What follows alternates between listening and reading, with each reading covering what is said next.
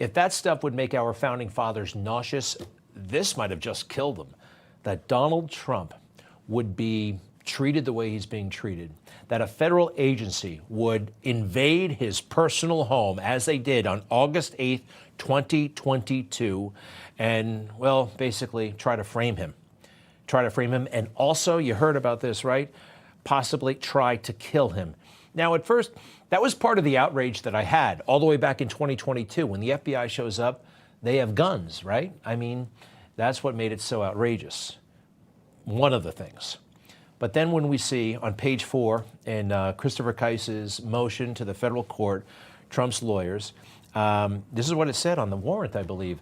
Law enforcement officers of the Department of Justice may use deadly force when necessary. Now, that might be boilerplate language, copy and paste. It's on everything in the DOJ that involves FBI agents or whatever. But this part is not. It's specific to Donald Trump. Take a look, please.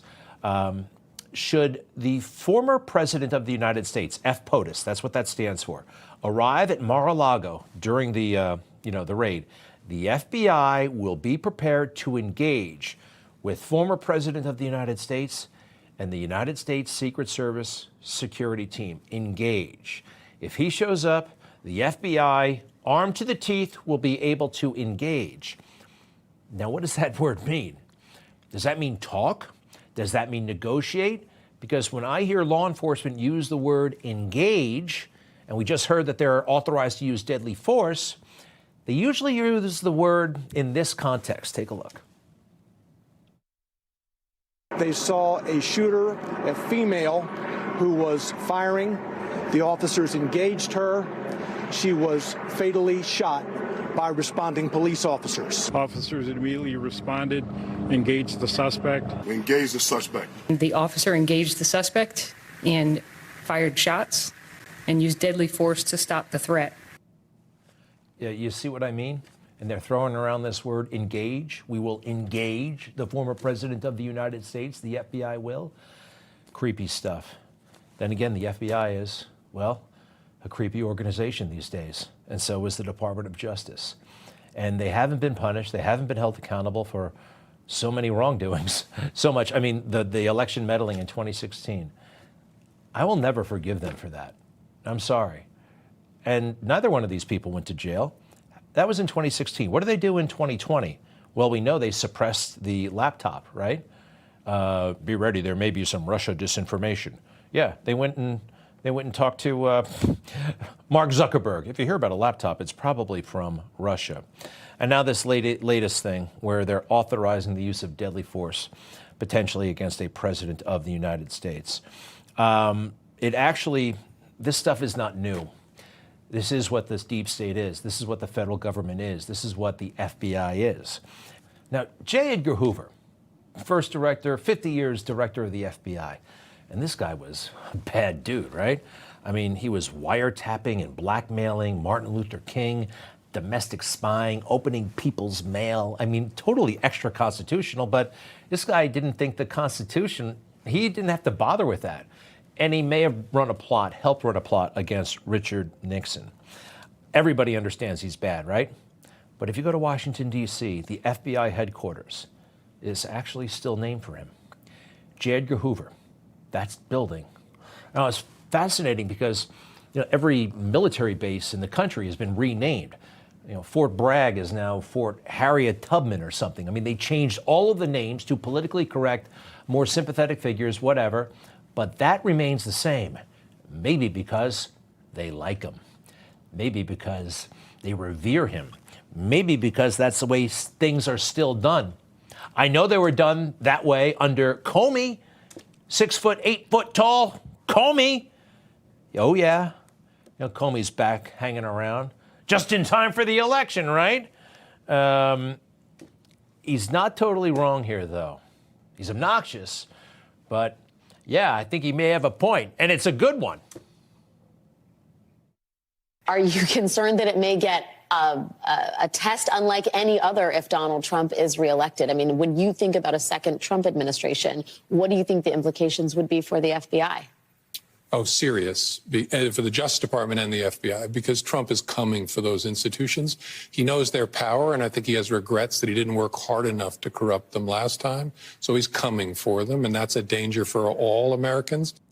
No, I think it's a major gift to the American people. These are thoroughly corrupt organizations. They are. We know it. Everybody knows it. And, you know, they're so protective of their agencies. The Founding Fathers, what we were talking about earlier, they weren't consumed with agencies. They were consumed with the people, our rights. The FBI, you can't find it anywhere in the Constitution. A lot of us believe it should be, well, you got to get rid of it and start all over again and give it a new name. Nobody likes Bureau, right? Federal Bureau of Investigation. So Comey and every FBI director, they're supposed to be very apolitical, right? A strict law enforcement type. This is who Barack Obama picked for the job. Remember that. Check it out. This election matters because of a reason like that. People have to participate. You cannot sit on the sideline. I don't care how you feel about Joe Biden. You must vote for him because the consequences on the other side are too severe. We don't care really about the FBI if it gets renamed and everybody gets fired and the good agents get rehired. That's fine. Having a border, that's good. Not sexualizing children, that's good too. All right. But raiding the home of a former president that you don't like you guys did on August 8th, 2022, that's horrific. And Merrick Garland and Biden at the very, very top, they knew about this. So Garland at least admits it. There are, however, certain points I want you to know. First, I personally approved the decision to seek a search warrant in this matter.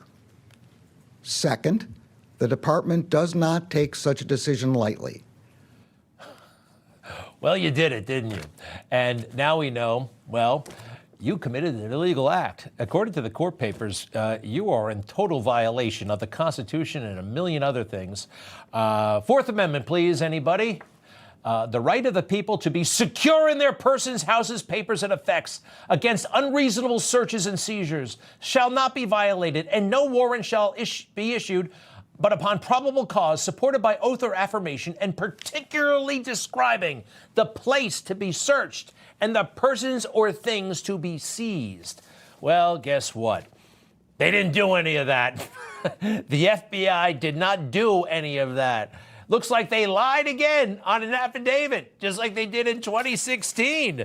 And the Trump team is on to it. We got to go through this. I love it. I do. It's not the most, in one sense, it's not exciting, but I think it's super exciting. From the motion in the papers in federal court recently filed, the Mar-a-Lago raid was unconstitutional.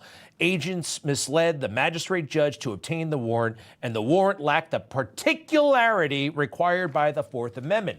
The agents presented allegations of boxes in only 6 discrete locations at Mar-a-Lago. 45's office, President Trump's residential suite, the storage room, the anteroom, Pine Hall, and the white and gold ballroom. I've been in that room. Without no basis whatsoever, in the affidavit or otherwise, FBI agents searched the private bedrooms of the First Lady and the president's younger son.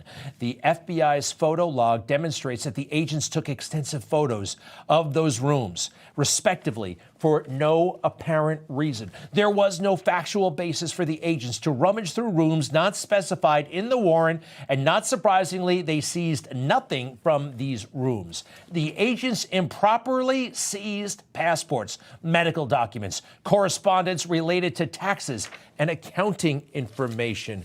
It is disgusting what they did. Totally. Now, attorney-client privilege. Why doesn't Donald Trump get to have a lawyer? They already made Michael Cohen talk, and they made another unnamed lawyer turn on President Trump. They made him testify before the grand jury. Next, please. On March 24, 2023, the special counsel's office required those little redacted, that's the lawyer, to testify before a grand jury in the District of Columbia. Next. Traditionally, the attorney-client privilege, like the privilege extending to attorney work product, is sacrosanct. except if it's Donald Trump. They were lying on this affidavit. That's how they got the warrant. They fooled the judge. The FBI tried this. They did this in 2016. Poor Carter Page. A FBI lawyer lied on the application to get the warrant. That's what they do. They think it's justified, all right? And for anybody who says, well, Donald Trump did have those classified documents, I mean, he really shouldn't have had them. They are counting on people not knowing any better, right? The judge doesn't know any better. Regular people, oh, secret documents. The president has every right to those secret documents. As we found out from Mr. Hur, they all take them. They're allowed to. Historically, after leaving office, many former presidents and vice presidents have knowingly taken home sensitive materials related to national security from their administrations without being charged with crimes and without being raided, without having their home raided. This is so another FBI, DOJ plot, but there are very few people who fully comprehend that. And those who do, so many of them don't want to talk, don't want to get involved. Ooh, Trump said something I don't like once. The whole country is riding on this. Fortunately, there's an ethical judge on this case, and it looks like it's blowing up. And it's pretty cool.